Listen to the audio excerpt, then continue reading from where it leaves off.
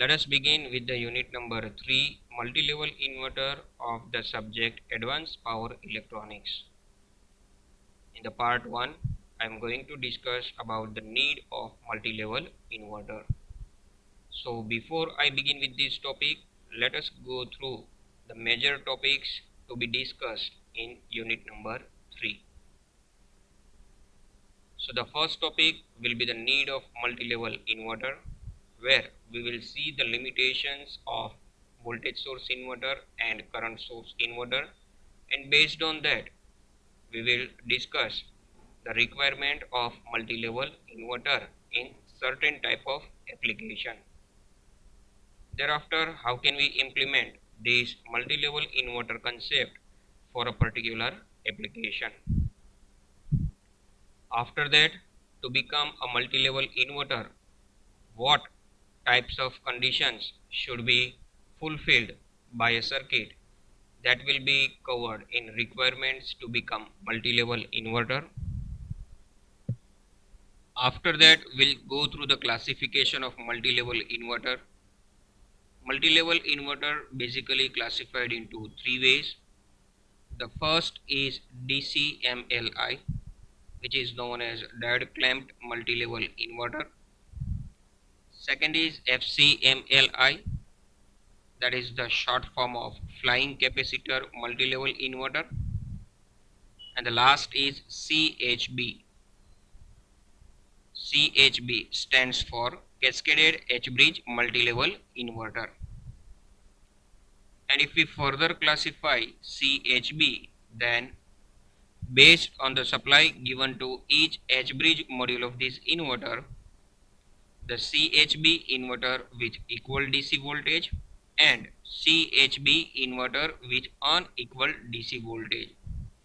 So in one type of cascaded H-bridge multi-level inverter, each of the H-bridge module is fed with equal amount of DC supply, and in another category, each of the H-bridge module is fed with unequal magnitude of DC supply.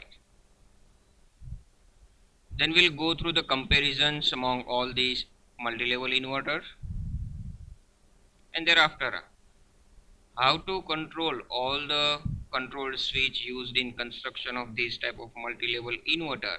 So how can we produce PWM signals for all the switches simultaneously? That will be covered in carrier based PWM schemes. And these carrier based PWM schemes are classified into two ways. The first is phase shifted multi-carrier modulation, and the second is level shifted multi-carrier modulation. And at last, we will discuss the different types of applications of this multi-level inverter. So now let us begin with the need of multi-level inverter. The VSI, voltage source inverter and current source inverter, produce output voltage or output current with levels either 0 or plus or minus VDC. VDC is the DC supply given to the inverter. Therefore, these type of inverter are known as two-level inverter. Here in the circuit diagram, you can see a single phase two-level inverter. Input to the circuit is VDC and output of this circuit is AC, having two levels. The first level is plus VDC, that is plus 100 volt, and second level is minus VDC, which is minus 100 volt. And because of that, this topology is known as two-level inverter. In high power and high voltage applications, these two-level inverters have some limitations in operating at high frequency, and mainly due to switching losses and constraints of device rating. It may be easier to produce high power, high voltage with multi-level structure because of the way in which the device voltage stresses are controlled in the structure. Increasing the number of levels in the inverter without requiring higher ratings on individual components can increase the power rating of the topology. As the number of voltage level increases, the harmonic content of output waveform decreases significantly. The reason, the more level we get in the output, the shape of the output waveform will be more nearer to sinusoidal signal. So because of that, harmonic content of such waveform is reduced. And multi-level inverter present a new set of features that are well suited for use in reactive power compensation. So because of these reasons, we need the inverter which can produce output waveform which should be nearer to sinusoidal signal. Apart from that, that topology must handle high voltage as well as high current, so we can prefer such inverter circuit for higher power application. Now let us understand the multi-level inverter concept. So three-phase multi-level power processing system. So let us go through the diagram of that. Here you can see that DC to AC power processing system. That box must be designed by a power electronics engineer to convert one magnitude of DC into almost nearer to sinusoidal AC waveform. On the right hand side of the DC to AC power processing system, the parameters will be AC in nature, and on the left hand side of this DC to AC power processing system, the parameters are of DC in nature. So here you can see that on the right hand side, the three-phase AC load, three-phase balanced AC load is connected, and on the left hand side we can see that equal rating of series connected capacitor string is present. So series connected capacitor constitute the energy tank for the inverter, providing some nodes like node 1 over here, node 2 over here, then node 3, node 4, node m minus 1, and at last node number m, to which the multi-level inverter can be connected. So this DC to AC power processing system can be connected to each of the mode one by one. Each capacitor has same voltage which is equal to EM, and that can be expressed by supply voltage divided by M minus 1. In short, if the magnitude of DC supply to this system is VDC and to have M number of the nodes at the input side, then the voltage drop takes place across each capacitor is equal to VDC divided by M minus 1. The assumption is taken that all capacitors are having the same ratings. Here, the M in the expression denotes the number of levels. It also referred the number of nodes at which the inverter can be accessible. So the term level is referred to as number of the nodes to which the inverter can be accessible. So this is the technical definition of the term level. An M level inverter needs M minus 1 number of equal ratings of capacitor. Right? So if, for example, if we want to design the circuit for 5 level multi-level inverter, then the number of capacitor required at the input side having the equal rating should be M is equal to 5, 5 minus 1, so the answer is 4. 4 capacitors should be connected in series manner across the DC supply.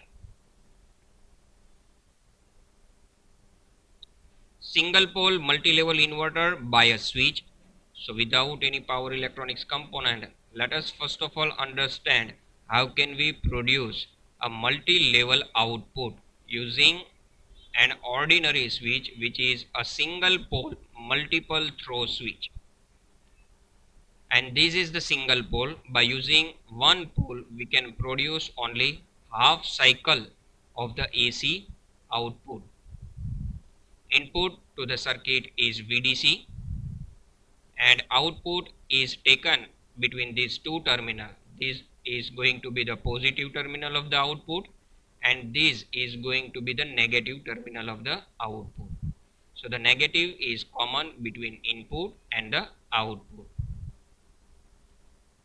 To produce 5 level, as we saw that number of capacitors required at the input side is m minus 1. So m is equal to 5, 5 minus 1. 4 equal ratings of capacitors are connected in series manner across the DC supply. So the voltage drop across each capacitor is equal to VDC divided by 5 minus 1, which is equal to 4. So voltage appear across the capacitor C1 is equal to VDC by 4. Voltage appears across capacitor C2 is also VDC by 4. Across C3 VDC by 4 and across C4 VDC by 4. If we add all these, voltage drop takes place across each of the capacitor, we get the total voltage VDC. So a pole in multi-level inverter where VAO indicates the output phase voltage. So that can assume any voltage level depending on the selection of the node V1, V2, V3 or V4 by this pole. Thus, a pole in a multi-level inverter can be regarded as a single pole multiple throw switch. By connecting this switch to one node at a time, we can obtain the desired output voltage. Let me explain that one with reference to this waveform. Here you can see that initially we need 0 magnitude at the output side. So for that, this pole must be thrown at this position. So because of that, positive terminal of the output gets connected to the first node V1 and the voltage at this node is equal to 0, right? For some amount of time we keep this pole at this position, so till that moment we get output is equal to 0. But at this instant we will change the position of the pole and we will throw this pole to the second position, and because of that the positive terminal of the output gets connected to this junction 2 and voltage at this point is equal to VDC by 4, and because of that output has magnitude is equal to VDC by 4. The positive terminal gets connected at the junction V2 and the negative terminal of the output is connected to this V1. So voltage across one capacitor would appear across the output, and just we have found out the voltage across each capacitor is equal to VDC by 4, right? So till the time this pole is connected to this position, we get the second level which is VDC by 4. At this instant we are going to change the position of the pole and pole will be thrown to the next node on the next position. So when the pole gets connected on the node 3, the two series connected capacitors would appear across the output.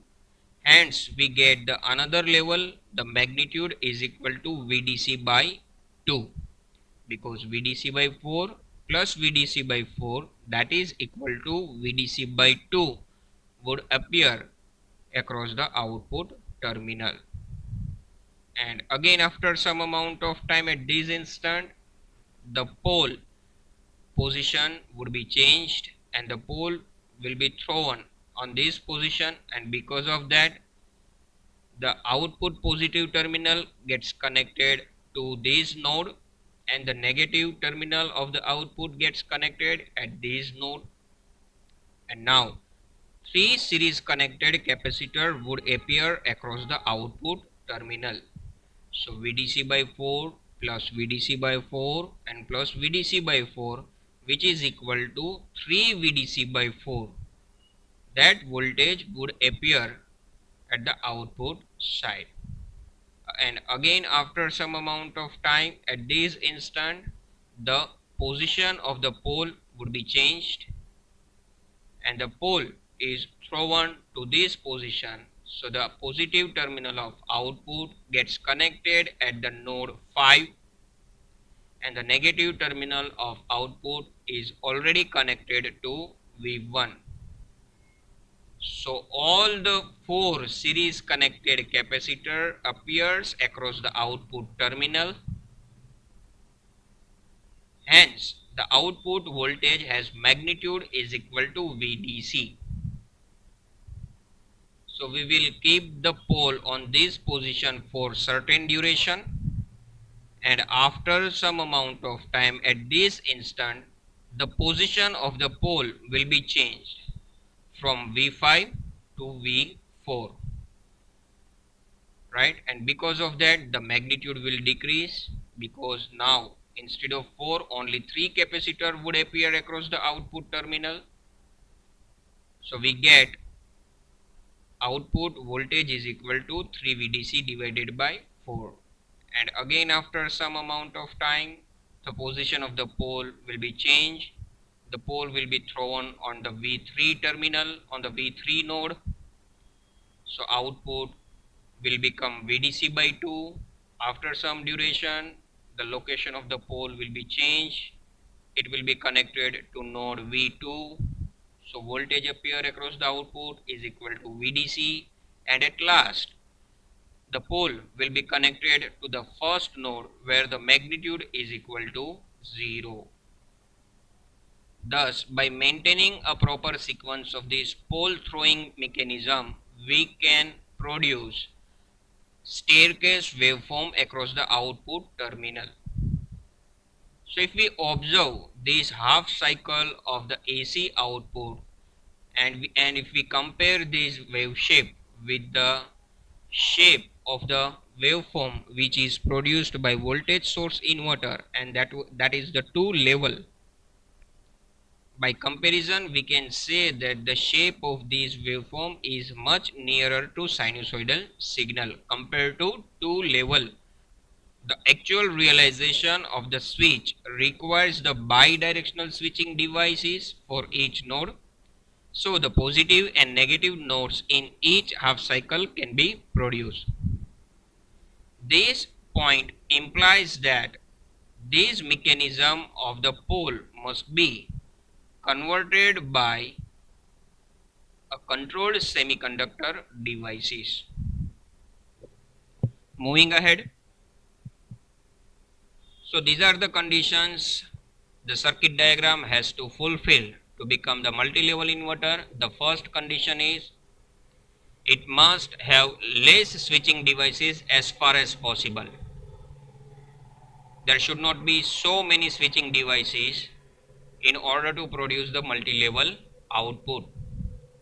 The circuit must be capable of withstand against high input voltage for high power application, which implies that the circuit must have series connection of components so that it can handle more amount of voltage stress, and that can be used for high power applications. And last condition to become the multi-level inverter is it must have lower switching frequency for the switching device. The reason, to minimize the switching loss. Now let us go through the classification.